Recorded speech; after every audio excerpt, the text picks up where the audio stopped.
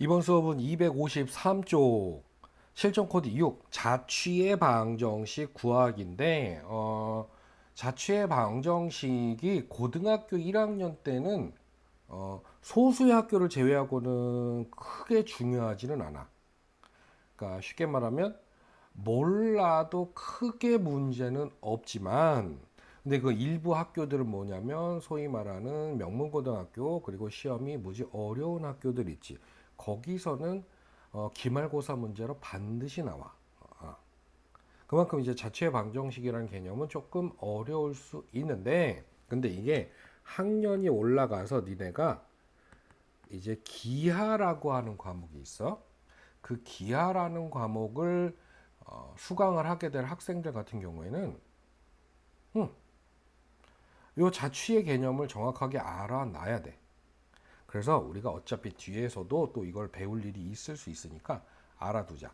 그러면 자취라고 하는 게 뭐고 그 자취라고 하는 것을 식으로 나타내는 방법은 뭐냐에 대해서 차근차근 공부를 해보자. 자, 박스에 있는 개념을 읽으면서 우리가 이걸 해독을 해봅시다. 자취라는 게 도대체 뭐냐? 자취라는 거는 다른 말로 하면 그런 학생들 쌤 저 그 자취 대학 가면 혼자 자취 이거 아니야? 이거 아니야. 여기서 말하는 자취는 흔적 또는 궤적이라는 말로 바꿔 써도 돼. 그러니까 흔적의 방정식 구하기. 그럼 뭐의 흔적이냐? 점이 움직이면 그 점의 궤적이 움직이는 그 궤적을 쭉 연결을 하면 그 점의 궤적이나 그 움직이는 모양이 나오지. 그걸 점의 자취라고 해. 아니면은 여러 점들이 있어. 그 여러 점들의 각각의 위치를 연결을 해 놓은 것을 자취라고 해. 그러니까 이거는 이 제목이나 이 단어를 보고 떠올릴 수 있는 연상하는 걸로 내가 설명을 한 거고 정확한 정의는 이제 밑에 있는 내용을 보자. 자취의 개념이 뭐냐? 자취가 흔적, 뭐 궤적, 뭐 이런 거라는데 어떠한 조건, 일정한 조건을 만족시키는 점들이 있어. 그러니까 아무 점이나 안 되고, 야, 이러이러한 조건에 맞는 점들만 한번 딱 찍어봐. 그러니까 예를 들어서, 야, 요렇게 똑바로 요 라인을 따라서 움직이고 있는 점들, 이 라인 위에 있는 점들을 다 찍어봐. 그러면 요런 점들이 모여서 그리는 뭔가 도형이 생기지. 그래서 일정한 조건을 만족시키는 점들이 모여서 그려지는 그 도형이 수많은 점들이 이루는 궤적이라고 생각을 해서 그걸 자취라고 한다. 즉 점들이 그리는 궤적이라고 생각해도 된다. 응? 점들이 그리는 궤적이라고 생각하면 된다. 그럼 그런 거 예를 들면 뭐냐면 여기 있어 여기. 예를 들어 A점하고 B점이는 얘네는 고정되어 있는 점이야. 안 움직여. 여기 딱 여기 점 빡 찍어놨어. 이게 확실하게 점 찍어놨는데 요 두 점 A와 B에 이르는 거리가 같은 점들을 모아서 다 찍어봐라. 그럼 무지하게 많이 나온다. 예를 들면 뭐 이런 거야. A하고 그러니까 이 점에서 A점에 선 하나 그어보고 점 B에다가 선을 그어 봤을 때, 이 점에서 양쪽에 길이가 같은 선을 그을 수 있으면, 이 양 점에 이르는 거리가 같은 점이지. 이런 걸 다 찾아봐라 이거야. 이런 걸 다 찾아봐라. 그러면은 요 점도 마찬가지로 여기에서 A까지 그은 거, B까지 그은 거 길이가 똑같단 말이야.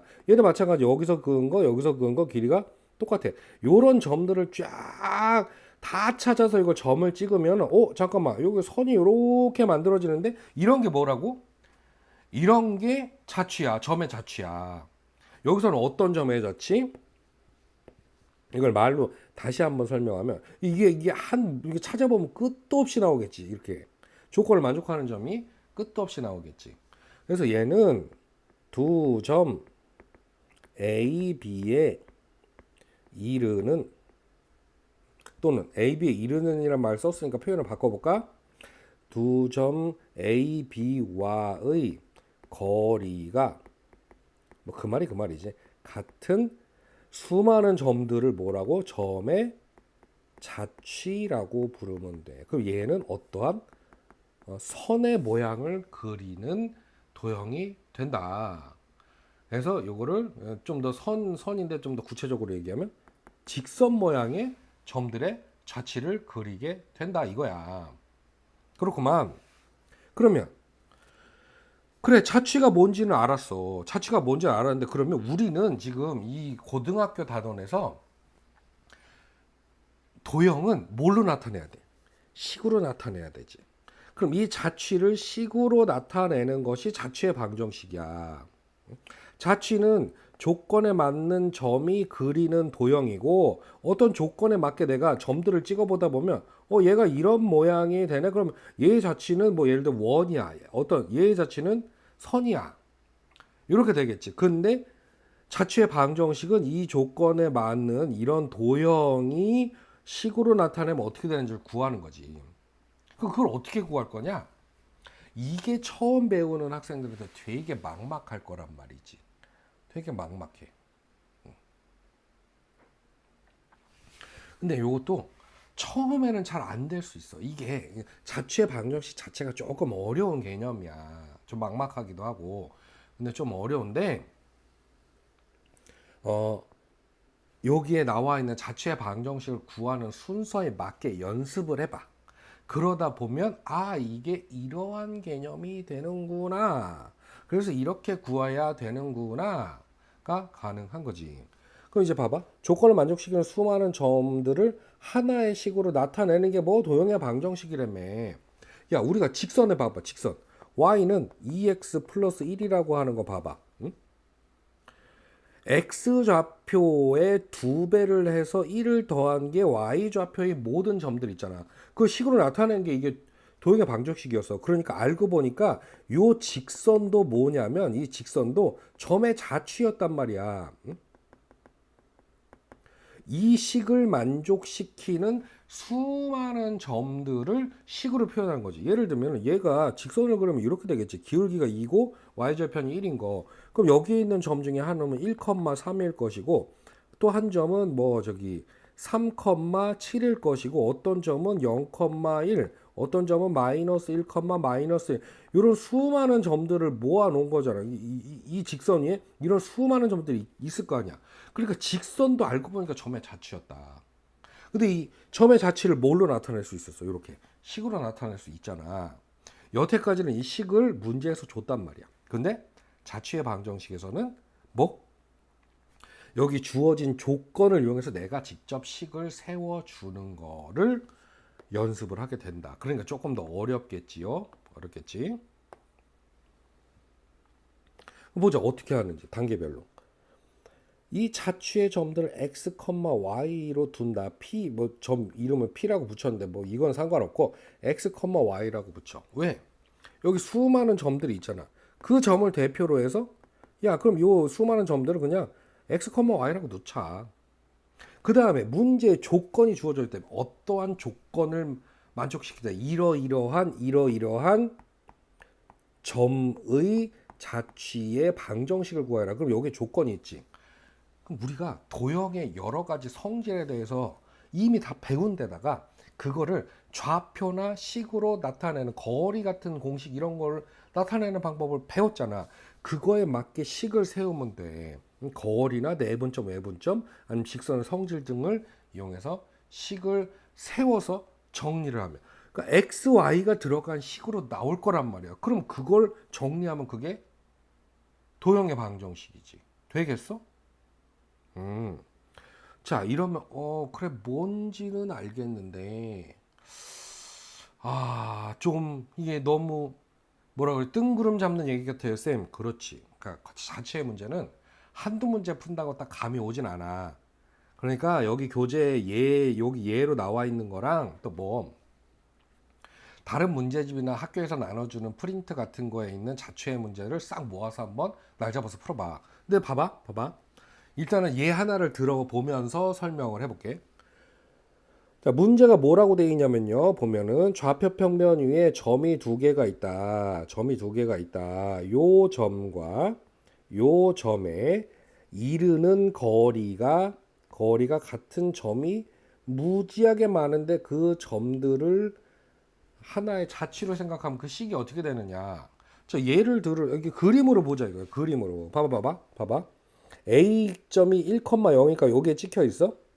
B점은 3,4니까 3,4 요쯤에 갖고 여기에 찍혀 있어. 근데 거기서 뭐래? 이 두 점하고의 거리가 똑같은 점이 있다. 아까 개념 설명할 때도 봤었지. 요 점에서 A하고 B의 그은 선의 길이가 똑같으니까 얘가 조건을 만족하는 점.